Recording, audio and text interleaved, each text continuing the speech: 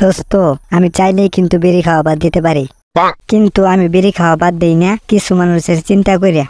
সর্বপ্রথম আমি চিন্তা করি, যেই দোকান থেকে বিড়ি কিনি ওই দোকানদারের চিন্তা করি।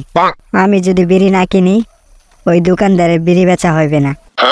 ওই দোকানদারের কথা বাদ দিলাম, আমি চিন্তা করি বিড়ির ডিলারের। কারণ আমি যদি বিড়ি না খাই দোকানদার ডিলার থেকে বিড়ি কিনবো না, তো ডিলারের ব্যবসা চলবে না। ডিলারের কথাও বাদ দিলাম, আমি চিন্তা করি বিড়ির কোম্পানির মালিকের। মালিক না হলে বড় লোক মানুষ, হ্যার জীবন যেমনি এমনি চলে যাইব।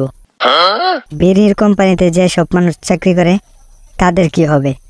আমি বিড়ি না খেলে তো হেরাও বিড়ি বানাইতে পারবো না, আর হ্যাঁ ওর চাকরিও থাকবো না।